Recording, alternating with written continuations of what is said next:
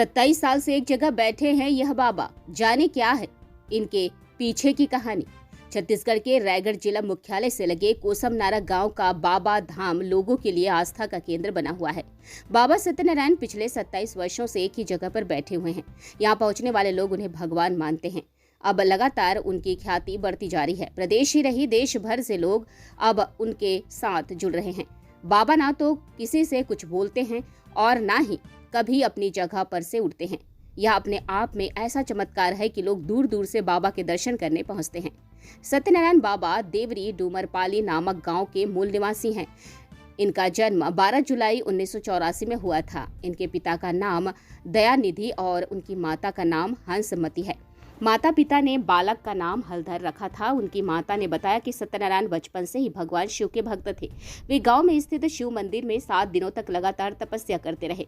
16 फरवरी 1998 को हलधर घर से स्कूल के लिए निकले और अपने गांव से लगभग 18 किलोमीटर दूर कोसमनारा गांव में तप करने बैठ गए। इसी दिन से बाबा एक पत्थर को शिवलिंग मानकर अपनी जीभ काटकर शिव तपस्या में लीन हो गए। यहीं से उनके बाबा सत्यनारायण बनने की कहानी शुरू हुई। उस दिन से लेकर आज तक बाबा उसी स्थान पर बैठकर तप कर रहे हैं। सत्यनारायण बाबा की मां बताती हैं कि उनके 2 बेटे और एक बेटी हैं। सबसे बड़ा बेटा सन्यासी बन गया है। छोटा बेटा खेती किसानी कर परिवार चलाता है। कोसमनारा में बाबा जिस दिन से बैठे हैं तब से उनकी मां यहां आकर उनकी पूजा करती है और जल्द ही उनके तपस्या के पूरा होने की ईश्वर से कामना करती है। बताती है कि हर मां की तरह वह भी चाहती थी कि उनका बेटा परिवार चलाए, लेकिन सत्यनारायण बाबा तपस्वी बन गए।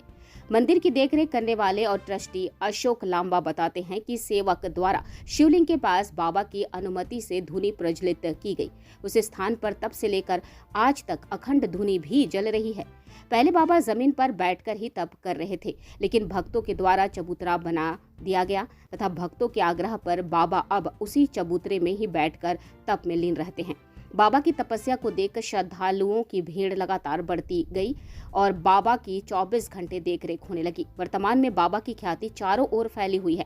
लोगों के चढ़ावे से जो भी रुपए कमाते हैं उसे बाबा धाम की जीर्णोद्धार में उपयोग किया जा रहा। भक्तों के लिए प्रसाद, उनके खाने की व्यवस्था और रुकने के लिए बेहतर व्यवस्था ट्रस्ट के द्वारा होता है। बाबा सत्यनारायण किसी से भी बात नहीं करते। जरूरत के मुताबिक ही वो भी इशारों से ही समझाते हैं। हर मौसम में धूप, बारिश, ठंडी में भी बाबा खुले आसमान के नीचे ही बैठे रहते हैं। यहाँ हर साल लाखों लोग बाबा के दर्शन के लिए आते हैं। सावन हो या महाशिवरात्रि, यहाँ पर भक्तों की भारी भीड़ साल भर लगी रहती है। छत्तीसगढ़ सहित अन्य राज्यों से आए लोग बताते हैं कि इनके चमत्कार के बारे में वह सुने हैं और उसी को देखकर लोग बाबा के पास दर्शन के लिए आते हैं। कहते हैं कि बाबा के दर्शन करने से ही सारे दुख दूर हो जाते हैं और मनचाही कामना पूर्ण होती है।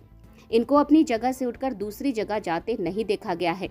ना ही कभी धूप, बरसात, आंधी, तूफान में भी बाबा नहीं उठते हैं। चाहे कोई भी मौसम हो, बाबा एक ही जगह पर ध्यान मुद्रा में बैठे रहते हैं।